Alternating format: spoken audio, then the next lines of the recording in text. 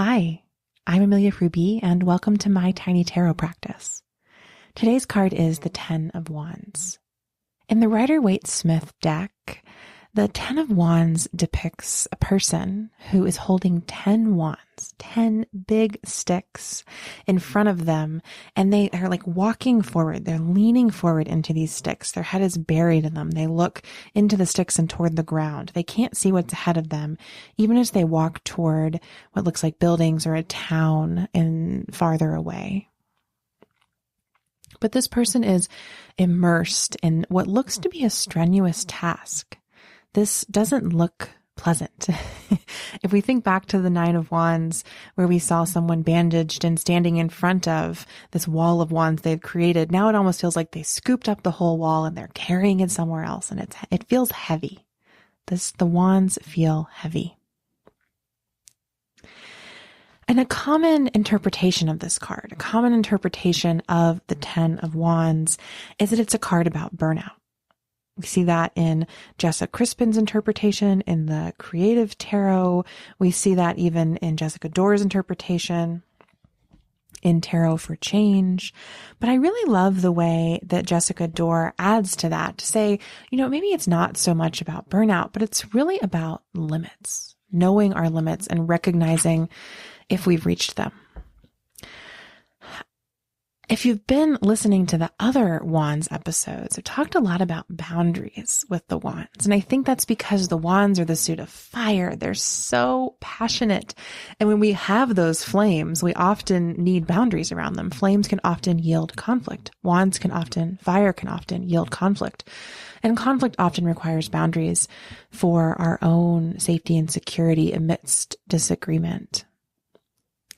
But I also think it's important. I loved, again, the reframe that Jessica Doerr offers. I'm just going to read a passage from Tarot for Change about this, where she says, I like to think about boundaries as limits, since a limit is something every person has, while a boundary can feel like something reserved for only whole people, healthy people, people who really have their lives together.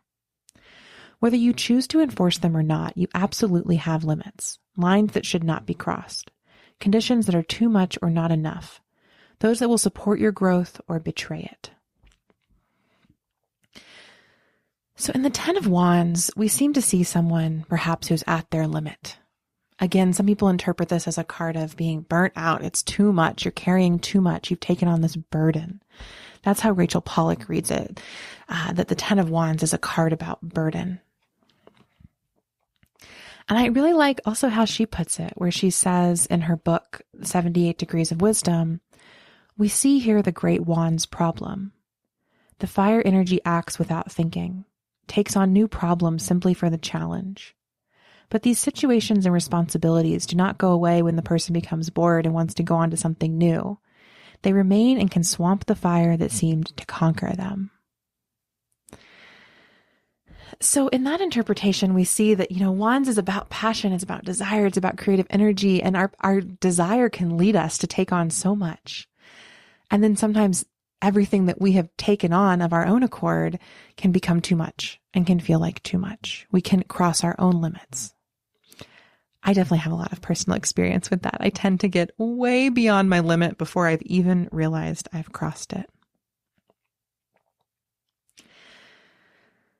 So when I look at the Ten of Wands, I see this figure who has taken on so much. I don't think we can know from this card whether they've taken that on willingly or been told to or pushed to take those things on. And I don't think we can know exactly how they're feeling about it at the moment. But what I really feel in this card is like, this is not sustainable. So I'm somebody who likes to do a lot of hard work kind of in sprints. And in this card, I think this could be a sprint moment. We see the figure, they've got like 1 foot off the ground, 1 foot on their toe, their heel is off the ground. Like they're kind of sprinting. They're definitely moving forward. It could be sprinting forward. So they can carry all 10 of these wands for a short distance, but probably not for a long distance. And I think this card, it really depends on what's happening in our lives when we pull it or when we're reading it. We may have a burden that is too much to bear. We may have a burden that is burnout. We may have a burden that we've willingly taken on and are sprinting forward with. we may have a burden that was never our choice. With the 10 of Wands, we reach the end of the Wands cycle that was started with the Ace of Wands. So in the Ace of Wands episode, I talked about how aces are this moment of the spark, the ember, and the flame of the fire. So the Ace of Wands contains the whole cycle. And in that ace, we saw so much passion.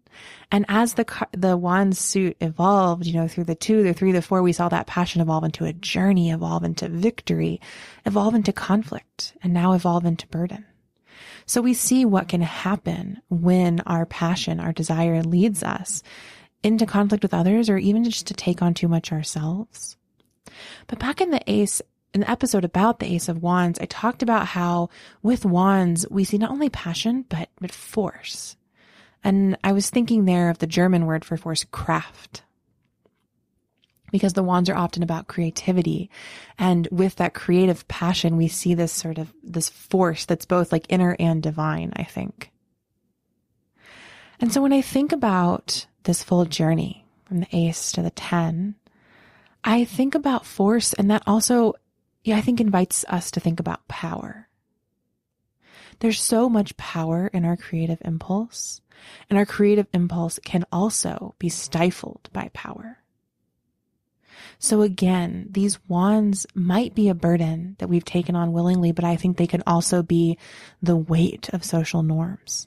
They can also be the devastation of realizing that our creative dream may not be viable in the world that we live in. Our capitalist, patriarchal, white supremacist society may not allow for it to come to life.